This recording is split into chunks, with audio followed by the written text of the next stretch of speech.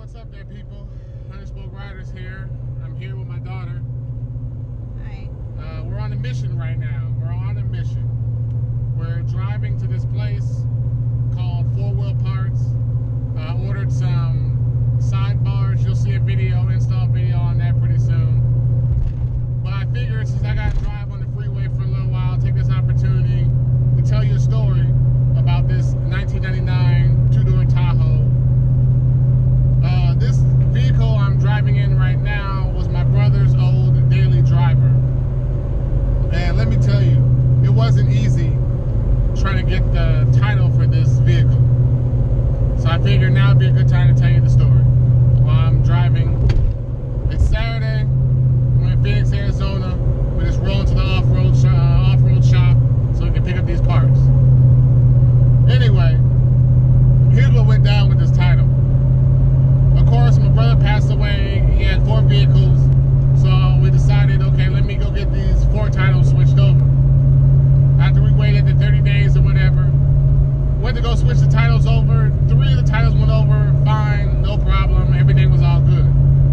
But the 4th title, the title on this vehicle, the people at the DMV were talking about, oh, sorry, we can't switch this over because this vehicle has a lien on it. So I'm like, what? What are you talking about? And they're like, yeah, the vehicle has a lien on it, so we got to take care of that first before we can get switch the title. So now I'm confused because I was with my brother when he bought this vehicle. This vehicle, this 2-door Tahoe, we found on Craigslist.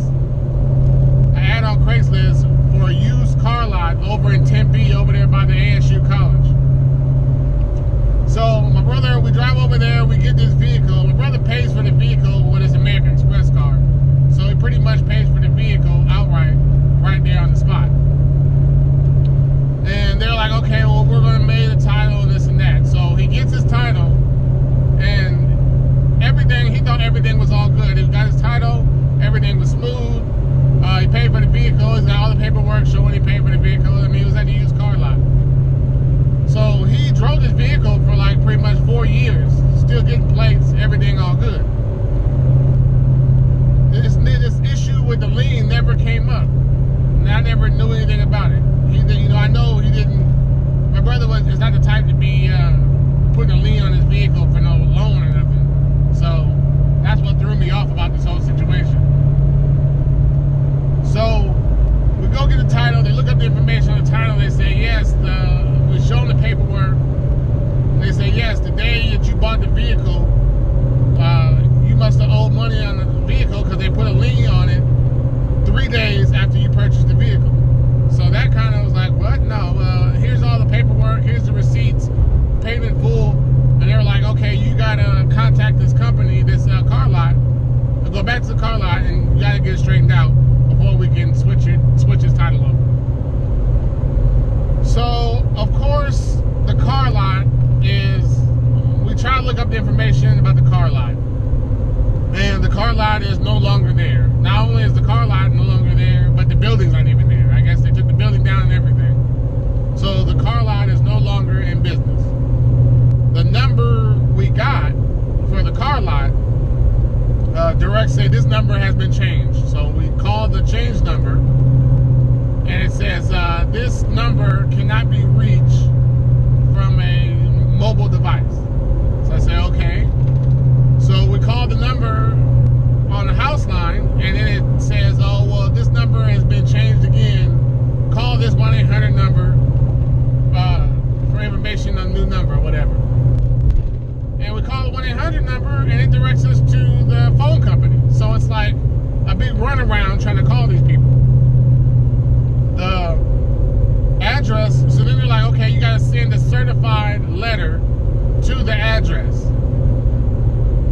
Because you look it up, and the address for the car lot, where the car lot was, I guess it went out of business, so it's a different address or whatever. So we're like, all right, cool.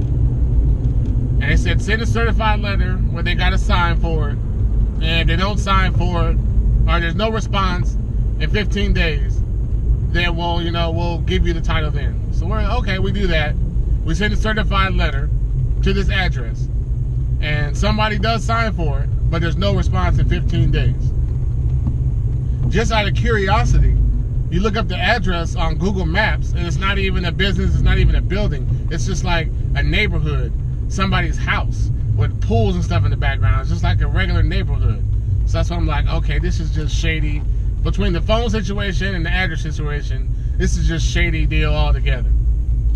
So finally the 15 days go up, we go back to the DMV, and they're like, oh no, well, yeah, now you gotta go get it, you gotta go get the vehicle bonded. So I'm like, okay, we gotta get the vehicle bonded.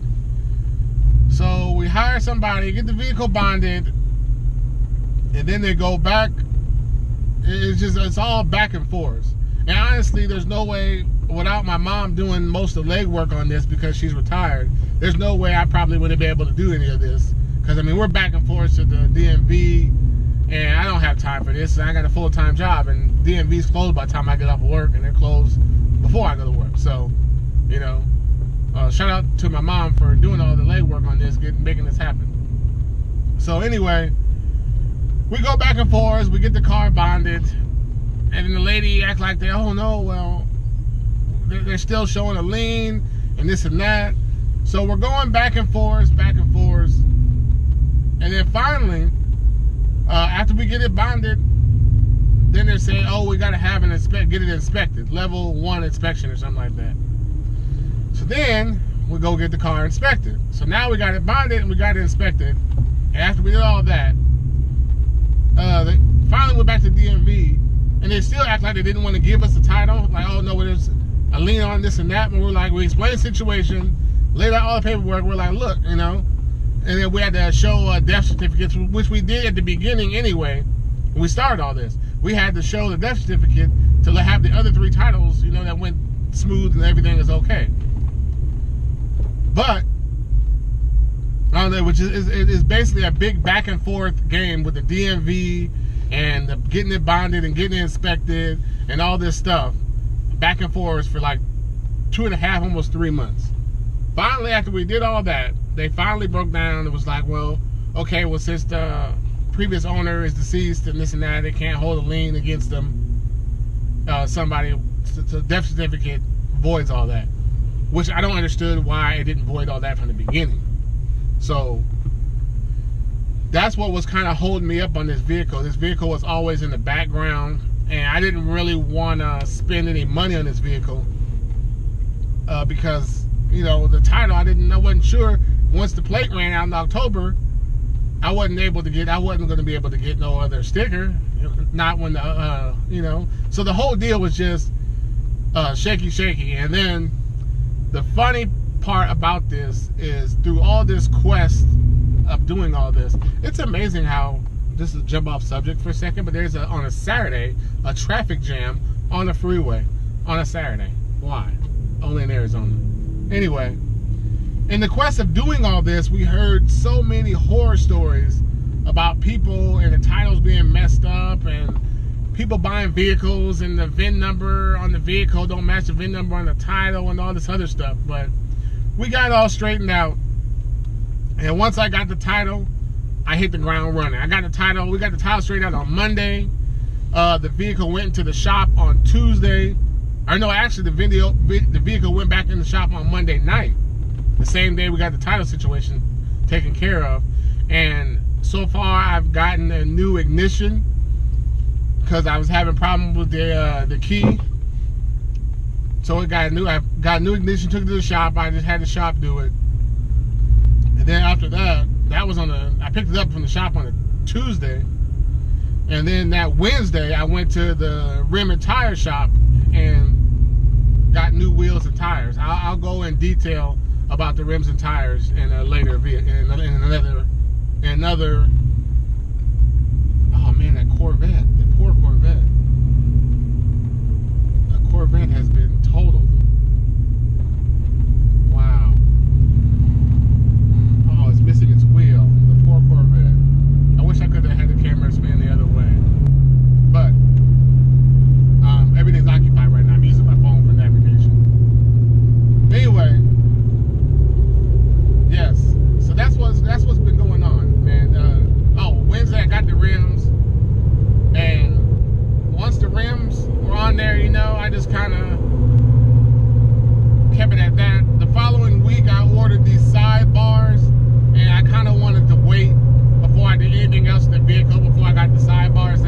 side steps and Nerf bars, or whatever you want to call them. I'll show you detail on that later once we pick them up.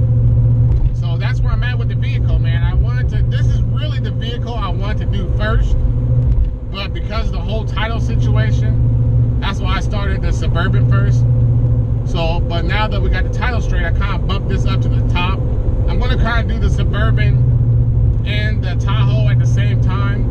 But right now, I'm going to put most of my effort into the Tahoe because it's basically set up to be a daily driver.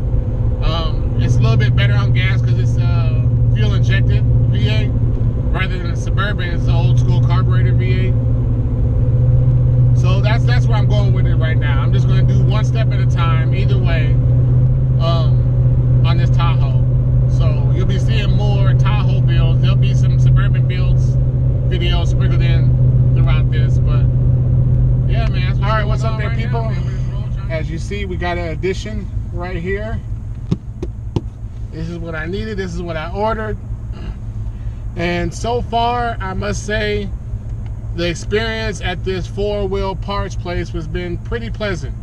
I mean, I almost ordered it online because they have a huge online platform, should I say? Online website.